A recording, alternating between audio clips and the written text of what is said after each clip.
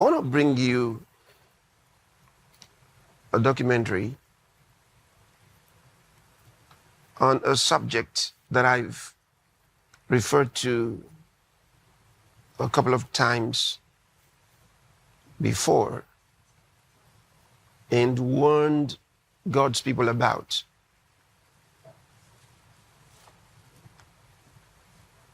Because you have to understand the kind of deception that's out there in the world today. And these things come in different forms. They're disguised in different ways. And it's all about getting your attention in the direction of Satan's agenda.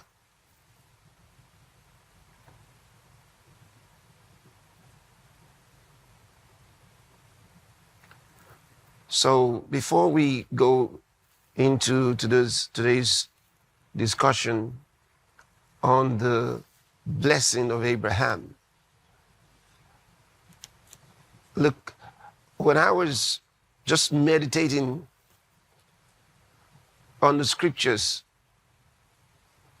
I was hoping, I said, oh Lord, can I really sit down today? Because even there, going through those scriptures, I was exploding inside. I thought, hope I'll be able to sit down. So I'm really going to try my best to be gentlemanly sitting down here. Just it's so much, it's so much. So much. God's word is so much. So we'll get into that shortly. Now let's watch this untold truth about yoga and massages. Those of you that love to get massages, watch this. I was practicing yoga. I was under the guidance of a spiritual guru. I was doing Ayurveda. I was completely in this mystical world, but still claiming Christianity. And God said no. I was a certified yoga instructor with hundreds of hours of training. And it was my passion. My passion was healing. My passion was helping people heal. And little did I know I was deceived, and not until I was saved by Jesus Christ. Our world has been deceived for so long, for many years.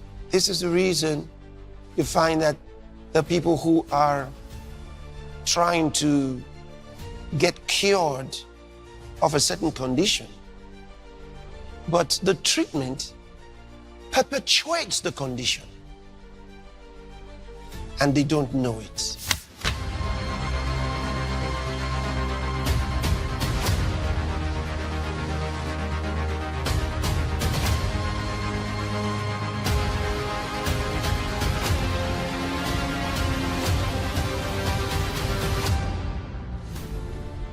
Throughout history, the world has been misled through various strategies and practices in the pursuit of good health and a better livelihood. Among these is yoga, a widely recommended exercise. However, many unknowingly Yoked with the universal consciousness. It's all about merging your soul with the universal consciousness. Yoga is a Hindu ritual. The word yoga means to marry, to connect, to unite, to combine, to become one with. That's what yoga means, to yoke with. And also, basically, yoga is sun worship. It is actually a spiritual trap to lure people into worshipping false gods. And the word yoga means to be yoked with, to be united with. And here's where the deception comes in. Some will say it will bring you closer to God.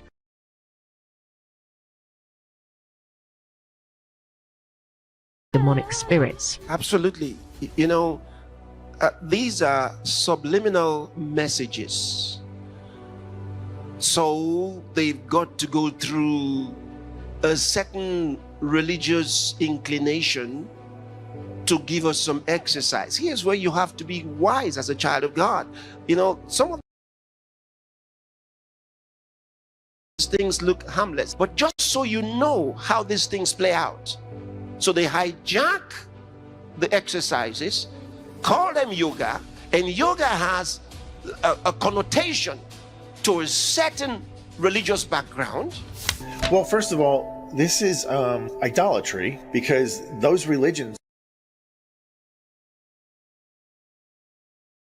So who are they actually worshiping? They're worshiping demons. This is the biggest sin of the Old Testament, and I would say of the New Testament. When did God get really fired up at his people? When they worship false gods. You can't separate yoga and Hinduism. You can't separate, yeah. So which means then that whether intend to or otherwise, you've got Christians practicing Eastern mysticism, Yeah. what we would call Hindu worship.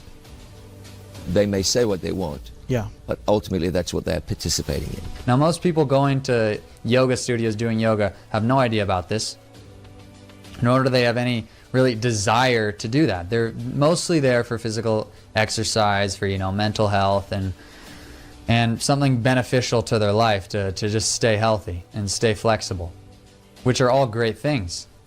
But the thing is, you are pursuing that under a greater covering, under a greater mission of yoga, which is completely anti-biblical, completely anti-Christian, and will actually end up in extreme demonization. They don't tell you that. And so they say, oh, it's normal, it's just exercise. Why do you give it that particular name?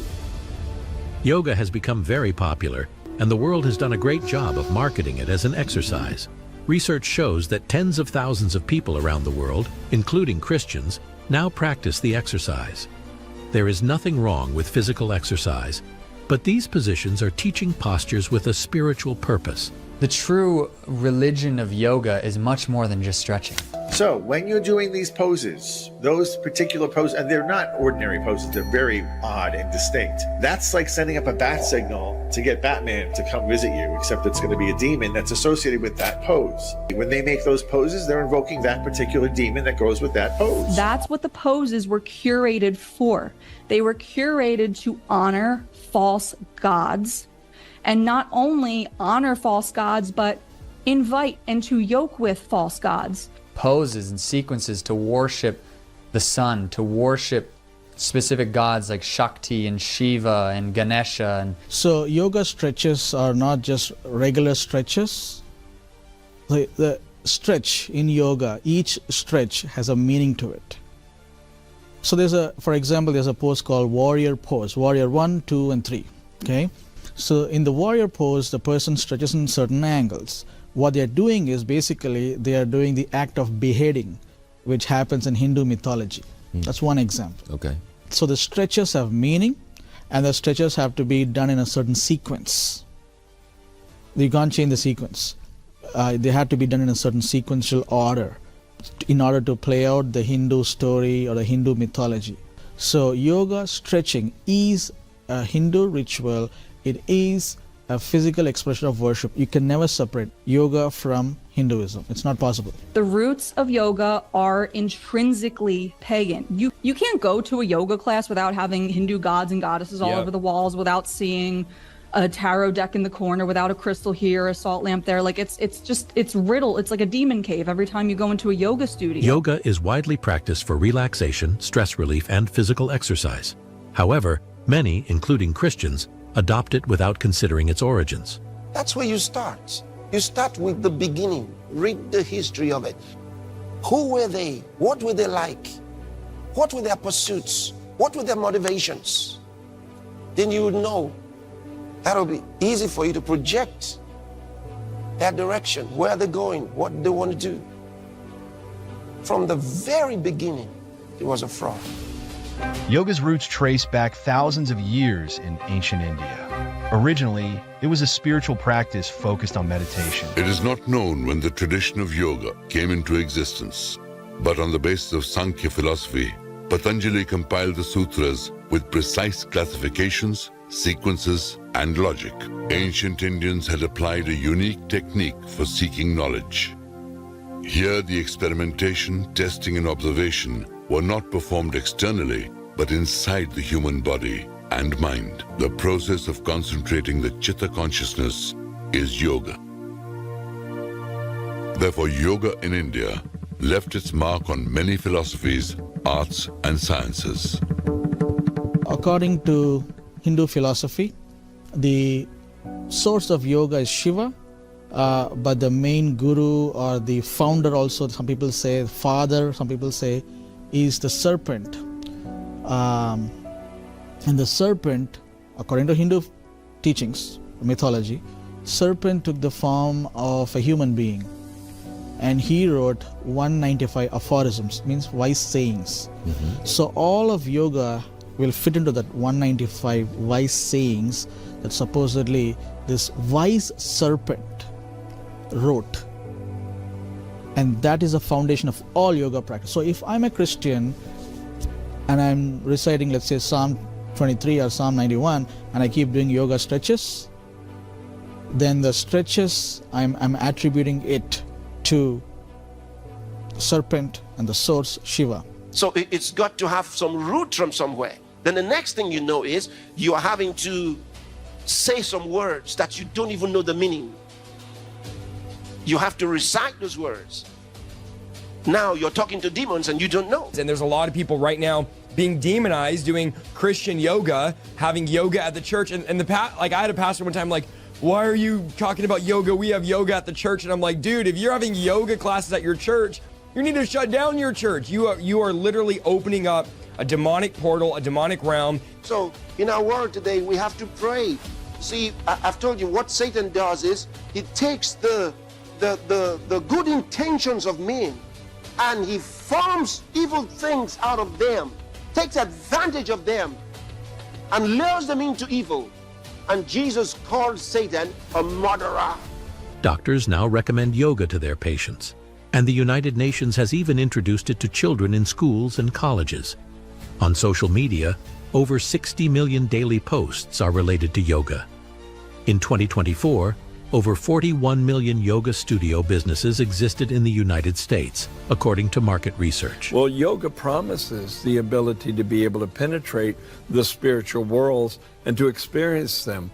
And so that was the attractiveness of it to me. Yeah. I wanted to know who I was, why I was alive, and most importantly, what the future held for me. You know, I want to have some level of peace of mind, you know, if work is so busy, things are so stressful. Because that's what yoga is being marketed as, sort of a health supplement to your lifestyle, you know?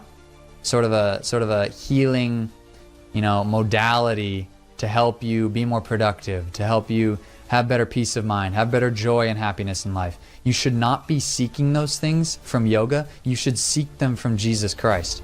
Meanwhile, many unsuspecting Christians have fallen prey to this deception, experiencing not only physical decline, but also mental health disturbances. No one ever told me that I was participating in mysticism.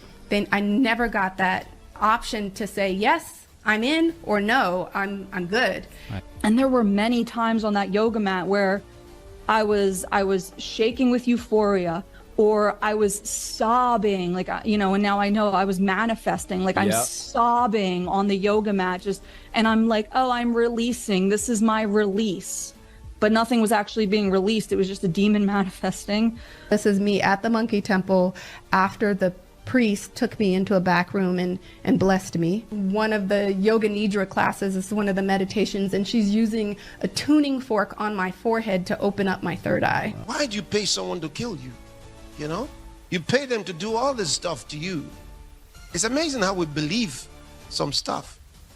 I literally had to stop and look at everything and dig deep, because everything that I thought was bringing me peace had led me to just severe anxiety, no sense of peace, dysregulated, I wouldn't say deities, but I would say demons in my home. Apparitions, spiritual harassment, spiritual attacks, involuntary kundalini. I ended up in the ER.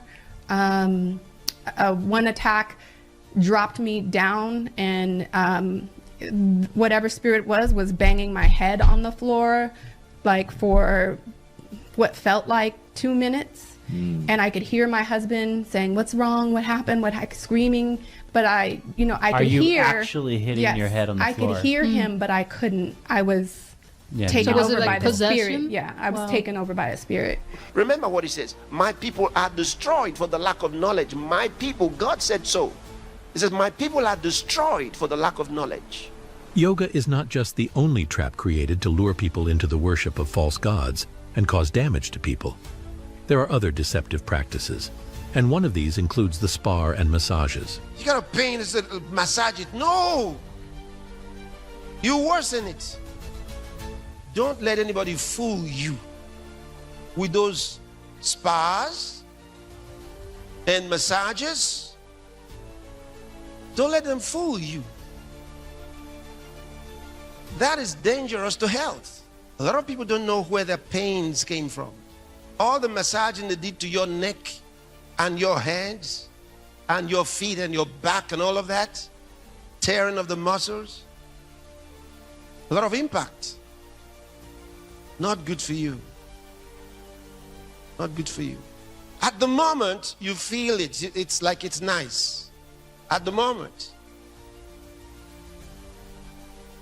Ask any doctor who knows real science. He'll tell you that what I just told you is true. We're talking about massages. They feel great when you're getting them, but do they work? And most importantly, are they really good for you? Everybody's going to get some relief in stress reduction and in pain relief, of course. Dr. Shane McGee, a doctor of internal medicine at the Kelsey-Seybold Clinic, says the biggest benefits are for stress relief and pain control. Massage therapy reduces inflammation to the body, helping to control pain. But Dr. McGee says that is short-lived. We see a change in hormones. Your body produces different hormones in response to massage. We see blood flow, which is probably the most obvious one, I guess, when you're hammering out a muscle or a knot. Massage really helps in the short-term pain for sure. Chronic pain, it can help. If you have an infection, whether it be skin or in general, you should probably stay away. If you have this, all of a sudden, this acute pain which came up out of nowhere, that's not going to be the type of pain massage is really good for. Some side effects? Injuries. The most common injury is bruising from massages. Also, fractures. Those can occur in the ribs. Dr. McGee says if you have any bleeding disorders or vascular issues, massages can be dangerous. And if you're pregnant, it could cause women to miscarry. No more massage. Give yourself the next few weeks without any massage. Those massages are the storehouse of the pain. Maybe you enjoy it. Yeah, but it's dangerous to your health. That's the problem. If it had no dangers and you just enjoyed the feeling, there'll be no problem. I mean, who wants to take away from you something you're enjoying so much? But the truth is, it's damaging your body.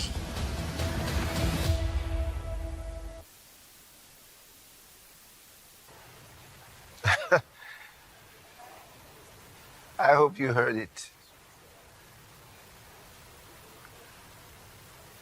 You may enjoy it for the moment, but at the end, you'll be a customer to the doctors.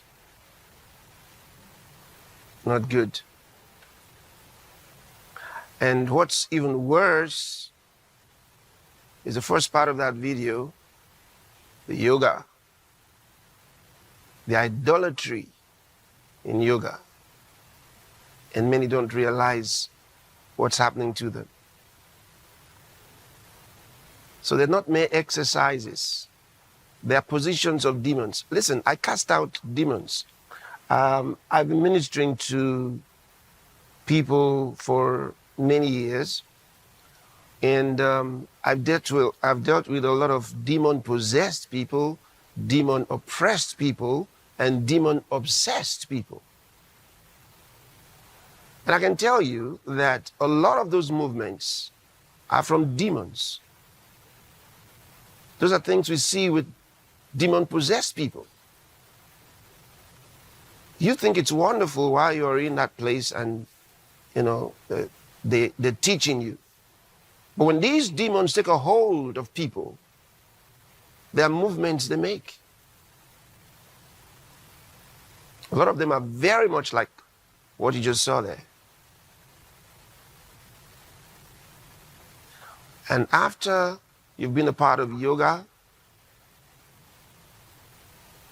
through which you invite demons into your personal life and into your home. You start experiencing things you never experienced before. The trouble is, you may not immediately attribute them to the yoga. You're going to think you have some other problems. And then you're looking for solutions. Then you start having visitations in your dreams, because those spirits have to get your attention. You've been inviting them with your dance. You've been inviting them with your activities, with your symbols. So now they show up in your dreams.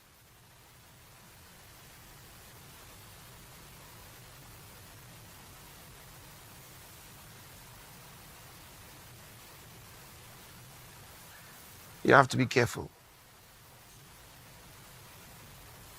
The matter is not ended. I will discuss it further on some other occasion. Yes, sir. Until you stop doing it. Yes, sir. Yes, sir. Praise God. Wow. So let's go.